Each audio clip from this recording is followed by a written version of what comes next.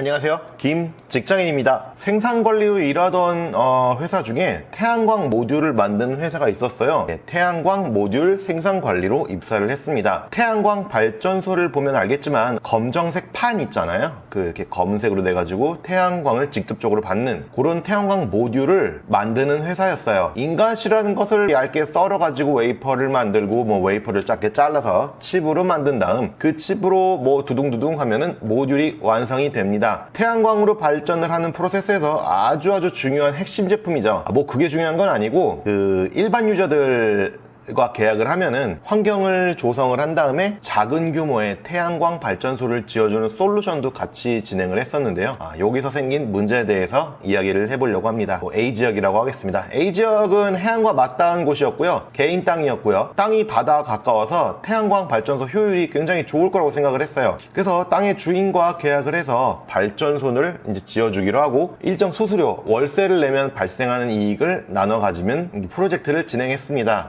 우리나라에서 전기를 생산하면은 100% 다 한국전력 한전에 판매를 일단은 먼저 해야 돼가지고 바로 그 전기를 쓸 수는 없고요. 그 전력을 판매를 하면은 한전에서 이제 돈을 주고 그 돈으로 전기료를 어느 정도 내면은 그게 이제 보상을 받는 것처럼 되는 거죠. 그래서 내가 태양광 발전을 해서 내가 쓰는 게 아니고 태양광 발전을 해서 한전에 판다 이렇게 보시면 됩니다. 땅 주인하고 거의 협상이 마무리된 무렵에 갑자기 처음 보는 사람이 이제 회사로 오더라고요. 그 마을 이장이라고 했습니다. 우리 마을에 발전소는 안 된다.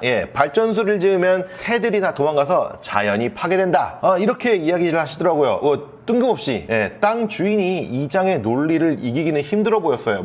이장을 이기는 사람이 그렇게 많지는 않겠죠. 그리고 이장을 설득하는 일을 해야 하는 건지 아닌 건지 고민 중이었는데 저렇게 완강하게 자연을 사랑하는 분이라니 태양광 발전소는 친환경적인 발전소라는 것을 밀고 나가야 되나? 이렇게 설득을 해야 되나? 생각을 했었어요. 그래서 그 이장님이 저렇게 반대하시는데 어떻게 프로젝트가 진행이 되겠냐. 요건 파토가 났구나. 마지막에 와서 파토가 났네. 이렇게 생각하고 있었는데요.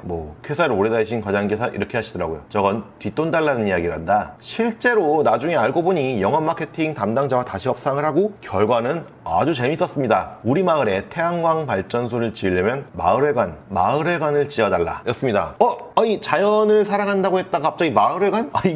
이게 도대체 뭐지? 비자금 뒷돈으로 100만원, 200만원 달라는 것도 아니고 건물을 세워달라니. 인터넷에서 자주 보던 시골 텃세도 아니고 어떻게 이렇게 당당하게 요청할 수가 있어? 세상에. 이장이라는 단어도 마을회관이라는 단어도 도시 남자인 저한테 너무 이렇게 생소하게 느껴졌던 그런 단어인데 이게 현실이더라고요. 프로젝트 비용 및 환수되는 이익을 계산하고는 회사에서는 그 마을에 발전소를 지으는 게 이득이라고 생각을 했습니다. 그래서 동시에 마을회관을 지어주기로 했어요. 마을회관 공사 비용이 약 10억 정도로 책정이 됐었는데 지금 생각하면 좀 비싸게 책정된 게 아닌가 생각이 들지만 그 정도 투자를 더 하기로 했습니다. 이장의 파워는 무시무시하구나 라는 거를 정말 깨달았으면 나중에 나도 늙어서 동네 통장이나 반장 같은 거 있잖아요. 이런 거 좀 해보고 싶다라는 말을 이런 생각을 내가 또 하게 되더라고요. 그래서 그런 거를 생각하게 할 정도로 엄청난 권력이 있더라고요. 결국 몇 개월에 걸쳐서 발전소도 지었고 마을회관도 지어줬습니다.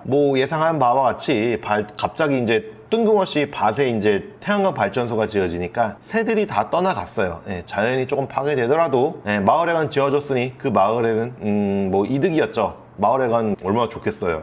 회사에서 수익 계산해서 진행된 프로젝트였으니 생산관리 담당자였던 저는 그러려니 하고 이제 태양광 모듈도 생산을 하고 거기에 필요한 솔루션에 필요한 것도 이제 다 조달을 했습니다.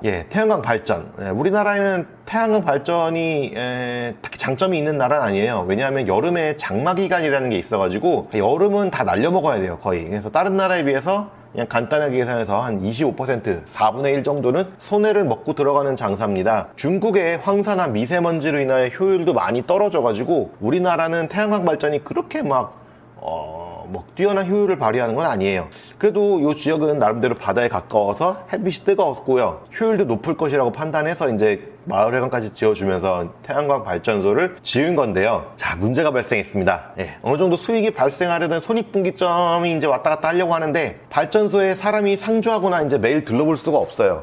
CCTV를 통해서 발전소에 뭐 부러진 게 있는지, 효율이 나쁜 게 있는지 뭐 시스템을 통하기도 하고요. 이런 거를 매일매일 체크를 하는데, 발전소의 건설과 함께 떠나갔던 새들이 다시 돌아오더라고요. 그것도 엄청 늘어가지고 왜 그랬냐?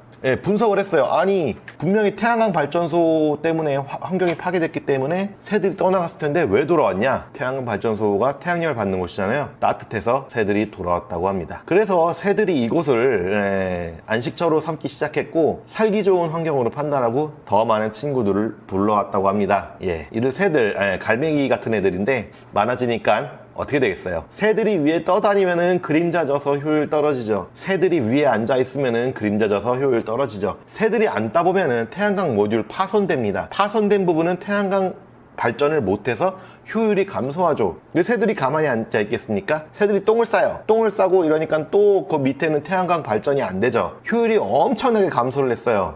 그렇다고 태양광 모듈 매일매일 찾아가서 청소를 할 수도 있는 상황은 아니거든요. 그래서 남의 마을에 뭐 포수 불러다가 총 쏴서 새들을 뭐 쫓을 뭐 그럴 명분도 없고요. 그래서 결과적으로 그 프로젝트는 망이 되었습니다. 폭망했어요. 사실 뭐 생산관리 담당자로 입사를 해가지고 내가 왜 이런 일까지 알아야 되는, 그런 거는 그때는 신입사원이라서 저도 잘 몰랐는데, 지금 생각해보면은 중소기업의 생산관리 담당자로서 정말 못 볼 걸 많이 본 것 같습니다. 마을 이장님하고 만나가지고 마을회관을 지어야 될지 말지 이런 걸 고민하고 있을 줄이야. 그때는 그게 다 맞는 건 줄 알았는데, 지금 생각하면 내 업무 범위가 아니지 않았나, 그런 느낌도 들고, 또는 뭐 중소기업이었기 때문에 내가 다룰 수 없었던 그런 분야의 일들도 많이 경험을 했다, 뭐 이런 장점도 있습니다. 오늘은 중소기업 생산관리 하면서 겪었던 이야기를 해드렸습니다. 시청해주셔서 감사합니다.